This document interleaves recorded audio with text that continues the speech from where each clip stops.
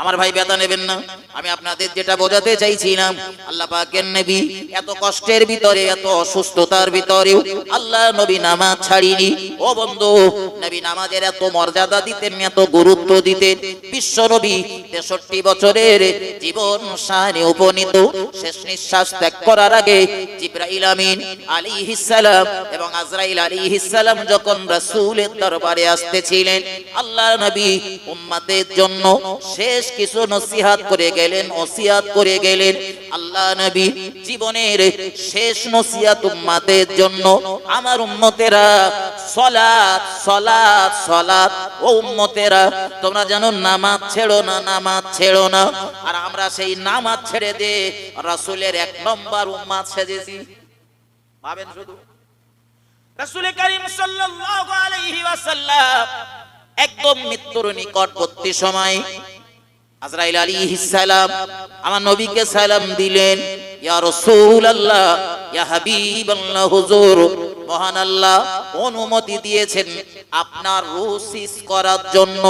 আপনি যদি অনুমতি দেন আপনার রূহ সিজ করা হবে, আর আপনি যদি অনুমতি না দেন আমি ফেরত যাব। যতদিন খুশি আপনি থাকতে পারেন দুনিয়াতে।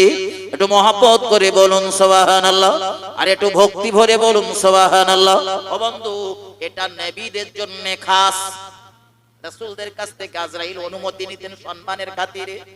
আমাদের কাছ থেকে অনুমতি নেবে? যদি বলি ভাই আজকে সকালে ধরে, আমি বোঝানোর জন্য বলছি, সকালে ধরে এসেছে আজরাইল, আমি যদি বলি আজকের দিনটা ছেড়ে দাও, ওই হাসনাবাদ নদীর ওই পিঠে শিমুলিয়া গ্রামে একটা দাওয়াত রয়েছে, ওইটা সেরে আসি, কালকে এসে শুনি। আজরাইল বলবে ঠিক আছে হুজুর আমি যাচ্ছি, কালকে সকাল 9টার সময় আসবেন নাকি বলবে? আমার বন্ধু মাথায় নেন, মূল আলোচনাতে চলুন। আল্লাহর নবী মুহাম্মদুর রাসূলুল্লাহ সাল্লাল্লাহু আলাইহি ওয়াসাল্লাম নবী আমার পৃথিবী থেকে বিদায় নেবেন, কিন্তু আল্লাহর নবী আজরাইল আলাইহিস সালামের কথা শোনার পরে অনুমতি দিয়ে দিলেন, ও আজরাইল, মহান আল্লাহ আপনাকে পাঠিয়েছেন, যে কাজের জন্য পাঠিয়েছেন আপনি ওই কাজ শুরু করুন। একটু মহব্বত করে বলুন সুবহানাল্লাহ। অথচ এই দুনিয়াতে ওই আজরাইল আলাইহিস সালাম বহু নবীদের কাছে গিয়েছে আর বাধা পেয়েছে, বহু নবীদের কাছে গিয়ে বাধা পেয়েছে। যেমন আমাদের হযরত নবী আদম আলাইহিস সালাম, তার কাছে আজরাইল এলো। নবী আদম আলাইহিস সালামের বয়স তখন 940 বছর। দুনিয়ার এই একজন মানুষ, আমার দিকে ধ্যান দেন, দুনিয়ার এই একজন মানুষে জানতেন তিনি কত বছর বাঁচবেন, আর দুনিয়ার কেউ জানতো না। মহান আল্লাহ হযরত নবী আদমকে জানিয়ে দিয়েছিলেন, আমার পয়গম্বর আদম আপনি দুনিয়ার বুকে গিয়ে 1000 বছর দুনিয়াতে বাঁচবেন। 940 বছরে আজরাইলের আগমন। আজরাইলকে দেখে আল্লাহ নবী আদম জিজ্ঞাসা করলেন, ভাই আজরাইল খবর কি? বলে হুজুর আমি এসেছি আপনার রূহ সিজ করব বলে। নবী আদম জবাব দিলেন, আজরাইল আমার বয়স কত হয়েছে? বলে হুজুর আপনার বয়স হয়েছে 940 বছর। বলে এখনো তো 60 বছর বাকি। বলে হুজুর 60 বছর বাকি নেই, সেই রূহের জগতে আপনি আপনার একজন সন্তানকে 60 বছর দান করে দিয়েছিলেন, এজন্য মাইনাস হয়েছে। নবী আদম আলাইহিস সালাম এক বাক্যে বললেন, আজরাইল আমি রূহের জগতে কাউকে দান করিনি। দেশে একদল লোক এরকম আছে, আছে না? নেই? কথা বলেন, আছে না? হয়তো কোন আলেম মসজিদের জন্য, মাদ্রাসার জন্য কালেকশন করছে, তা খুব হাঁকাতালা করে পড়েছে, আমি 500 টাকা দেবো, আমি 1000 টাকা দেবো। কমিটি পরের বছরে বলতে, হুজুর সেই যারা কালেকশন করে না, যারা দেবো দেবো বলেছিল, ওদের কাছে হেঁটে হেঁটে হেঁটে হেঁটে পাপ জুতো ছিঁড়ে গেছে, তাও সে দিতে যায় না। আছে না? আমার ভাই ও বাবাজিরা আমার, ভুল আমাকে নেবেন না, ভুল আমাকে বুঝবেন না। আল্লাহ পাকের নবী আদম আলাইহিস সালাম যখন বাধা দিলেন, মহান আল্লাহ ডাক দিলেন, ও আমার ফারিস্তা আজরাইল, আমি আমার নবী আদমের তাকদীরে, আদমের নসিবে এটাই লিখে রেখেছিলাম, তুমি জলদি করে ফেরত এসো। আমার নবী আদমের 1000 বছর হায়াত সমাধা হলে তবেই তার রূহ সিজ করা হবে। একটু মহব্বত করে বলুন সুবহানাল্লাহ। আমাদের নবীর কাছে অনুমতি চেয়েছেন, সঙ্গে সঙ্গে অনুমতি পেয়েছেন। নবী মূসার কাছে আজরাইল এলো মানুষের রূপ ধরে। হযরত নবী মূসা আলাইহিস সালামের কাছে সালাম ব্যতীত, অনুমতি ব্যতীত ঘরের ভিতরে কামরার ভিতরে ঢোকার জন্য আল্লাহ নবী মূসা আলাইহিস সালাম আজরাইলকেও সপাটে চড় মেরেছে। আজরাইলকে আমাদের মাঠে মাঠে কাজ করে যে লোকগুলো ওরা নাকি, হ্যাঁ, মৃত্যুর দূত আজরাইল তার মুখেও সপাটে মেরেছে চর। হযরত নবী মূসা আবারও জিজ্ঞাসা করলেন, ভাই কি জন্য আমার নিকট আপনার আগমন? আজরাইল আলাইহিস সালাম জবাব দিলেন, আমি এসেছি আপনার রূহ সিজ করার জন্য। হযরত নবী মূসা আলাইহিস সালাম এক বাক্যে জবাব দিলেন, আমি এখন যাব না। আমি এখন, আচ্ছা আমরা যদি বলি যাব না, আজরাইল ফেরত যাবে? আজরাইল মহাভাবরে পড়েছে, এক তো বিনা অনুমতিতে সালাম কালাম ব্যতীত ঢোকার কারণে চড় খেয়েছে, আবার নবী মূসা বলছে যাব না, যদি জোর করে আবার যদি। তখন আল্লাহ ডাক দিয়ে বলেন, আজরাইল ও আমার ফারিস্তা, ও আমার নবী মূসা বড় রাগী, তার সঙ্গে আমার কিছু কথা বলা লাগবে। মহান আল্লাহ ডাক দিলেন, ও আমার পয়গম্বর মূসা আলাইহিস সালাম, আপনি কি দুনিয়ার জমিনে আরো কিছুদিন থাকতে চান? নবী মূসা আলাইহিস সালাম এক বাক্যে জবাব দিলেন, হ্যাঁ আমি আরো কিছুদিন দুনিয়াতে থাকবো। মহান আল্লাহ আদেশ করলেন, মূসা ওই যে সামনে একটা গরু রয়েছে, ওই গরুর পিঠে এইভাবে হাত মারো, তোমার হাতের তলদেশে যতগুলো ওই গরুর পশম স্পর্শ করবে, প্রত্যেকটা পশমের বিনিময়ে আমি আল্লাহ তাআলা 1 বছর করে তোমার হায়াত বাড়িয়ে দেব। নবী মূসা যেই রকম রাগী ওই রকম চালাক। নবী মূসা রাগী কিন্তু আবার চালাক। দুটো একটা ছেলে আমাদের সমাজে এরকম আছে, আমার দিকে ধ্যান দেন। বাপের ধরো 4টে ছেলে, তার ভিতরে একটা তেঁতুলপনা হয়, হয় না? হয় না? সব বাড়ি হয়তো হয় না, কিন্তু কিছু কিছু বাড়ি দেখা যায় একটা তেঁতুলপনা হয়। মাঝে মধ্যে বাপের সাথেও চোবরা করে, আছে না নেই? তো মুসলিম শরীফের হাদিস, রাসূল বলছেন একদিন নবী আদমের সঙ্গে নবী মূসার সাক্ষাৎ হয়েছে। খুব মনোযোগ দিয়ে শুনবেন। কারা কথা বলতেন পিছনে, ভাই একটু ওখান থেকে সরে যান, যদি খুব কথা বলার দরকার হয় পিছনে চলে যান, আর ওইদিকে সরে যান, মেহেরবানি করে মজলিস নষ্ট করবেন না। হযরত নবী আদমের সঙ্গে নবী মূসার একদিন সাক্ষাৎ হয়েছে। তার আগেই বলেছে নবী মূসা একটু রাগী গোছের, কারণ ফেরাউনের মতো জন্তুটারে জব্দ করার জন্য, সাইজ করার জন্য নবী মূসার মতো একজন রাগী নবীর প্রয়োজন ছিল, তাই আল্লাহ পাঠিয়েছিলেন। আর নবী মূসার সঙ্গে হযরত নবী আদমের সাক্ষাৎ দেখা, তো নবী মূসা আলাইহিস সালাম নবী আদমকে বলছেন, আপনি আমার আব্বাজান, আপনি হলেন সেই নবী আদম, আর আল্লাহ আপনাকে জান্নাতের এত নিয়ামত দিয়েছিলেন, জান্নাতের ভিতরে থাকার ব্যবস্থা করে দিয়েছিলেন, আপনাকে সৃষ্টি করার পরে, রূহ ফুঁকে দেওয়ার পরে আপনাকে জান্নাতের ভিতরে বিচারণ করার পূর্ণ অধিকার দিয়েছিলেন। শুধু বারণ করেছিলেন, শুধু নিষেধ করেছিলেন, ওই গন্ধম গাছের নিকটবর্তী যেন হয়েও না, ধারে পাশে যেন যেও। জান্নাতের এত নিয়ামত ছিল, এত গাছপালা ছিল, এত খাওয়া দাওয়া করেছেন, তাও আপনার হয়নি। আপনি সেই ঘুরে ঘুরে গন্ধম গাছের ফল খেয়েছেন, আর আপনার কারণে আজ আমাদের দুনিয়াতে এসে জ্বলতে হচ্ছে। কার কথা বলেন? বলেন।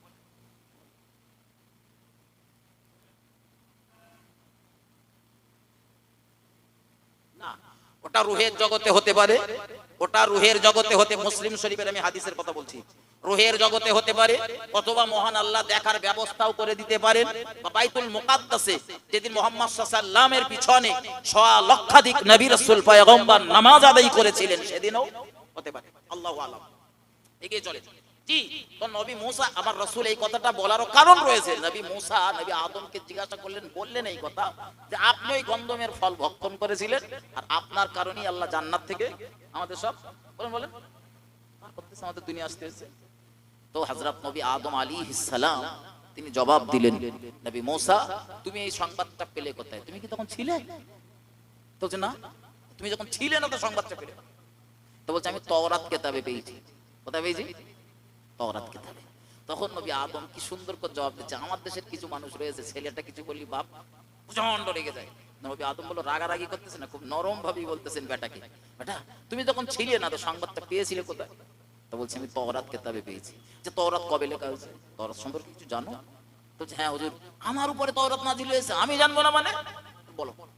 কোন বর্ণনাতে রয়েছে 40,000, কোন বর্ণনাতে রয়েছে 40 বছর, আবার 50,000 বছরের কথাও বলা হয়েছে। তো যাই হোক, একটু কমটাই ধরেন।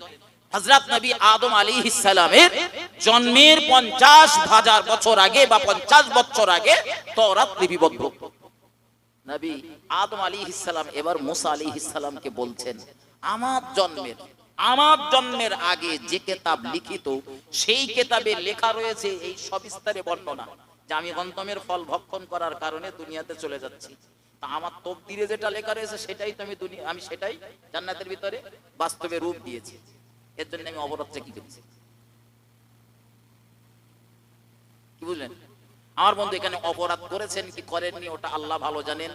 তবে নবী মুহাম্মদ সাল্লাল্লাহু আলাইহি ওয়াসাল্লাম এই জায়গাটায় বর্ণনা করতে গিয়ে হেসে ফেলেছিলেন আর বলেছিলেন যে আদম নবী মুসা আলাইহিস সালামকে হারিয়ে দিয়েছেন।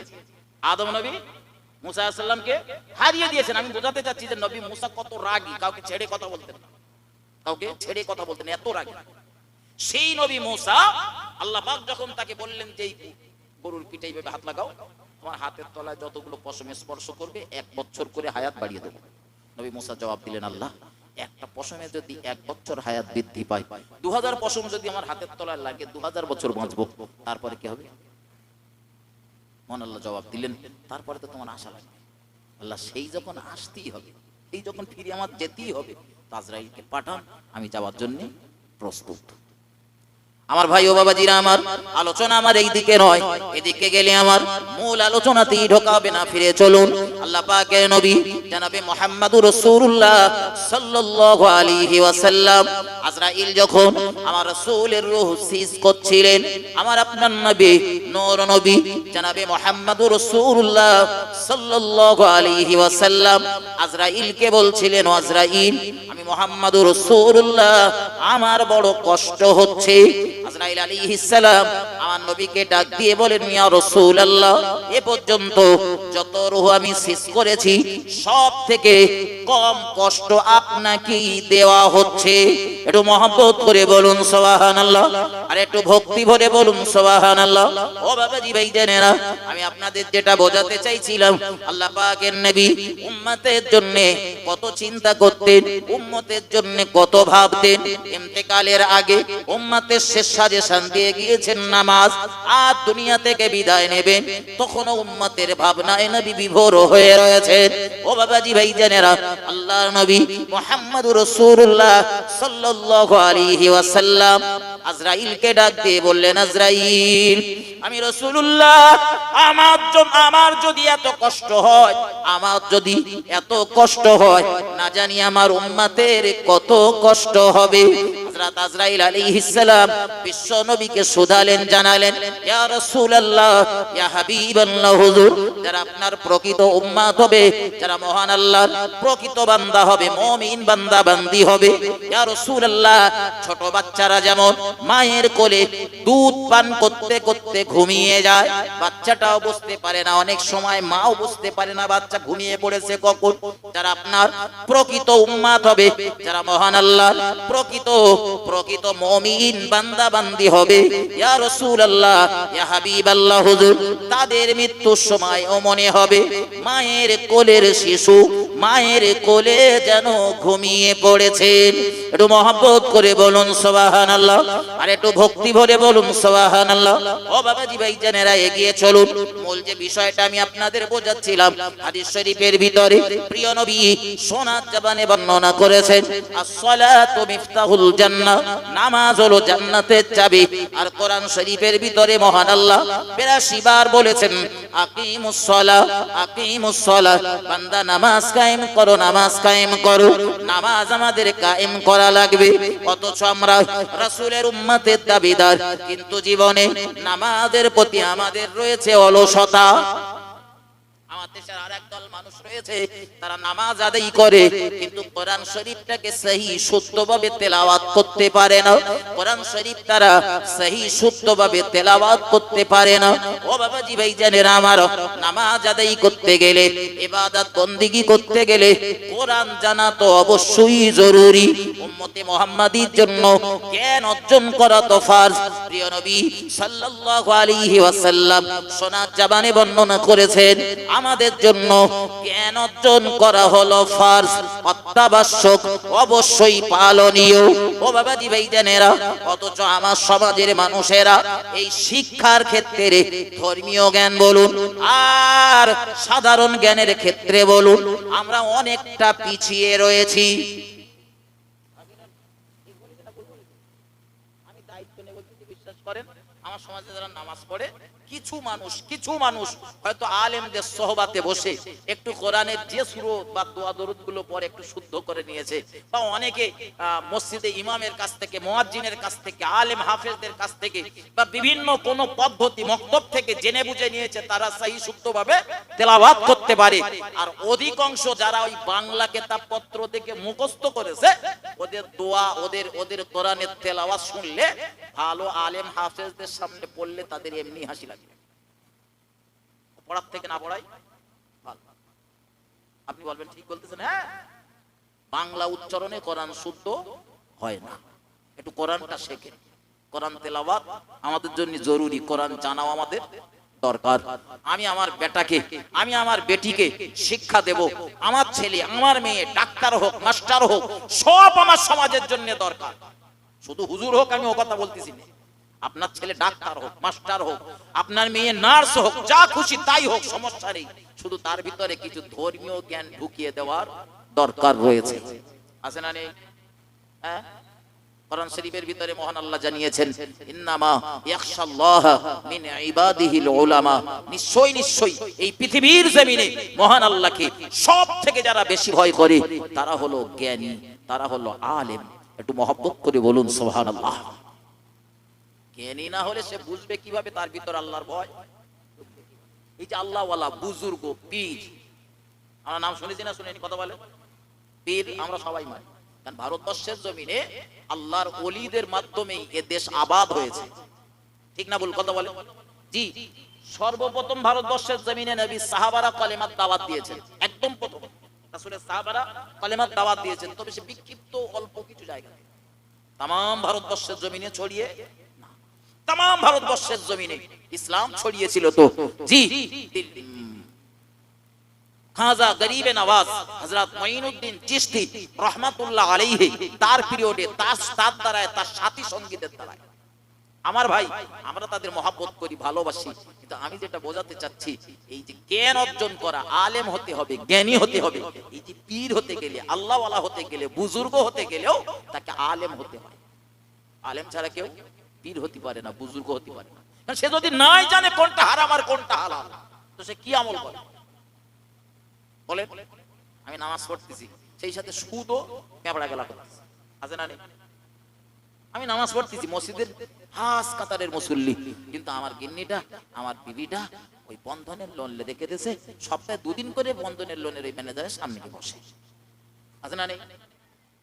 এগুলো যে না যায়, যেগুলো যে হারাম, আমার যদি জ্ঞান না থাকে তা আমি জানবো কিভাবে? কথা বলেন। এজন্যই জ্ঞান অর্জন করা, বলেন আপনার ছেলে মেয়েকে, আপনাকে যে আলেম হতে হবে, টাইটেল পাস করা মাওলানা হতে হবে, মুমতাজুল মুহাদ্দিসিন হতে হবে, ফকিহ হতে হবে, আমি তা বলছি না। সাধারণ এতটুকু জ্ঞান অর্জন করুন, যে জ্ঞান দ্বারায় আপনার চলার পথটাই মোটামুটি সহজ হয়। চলার পথটা,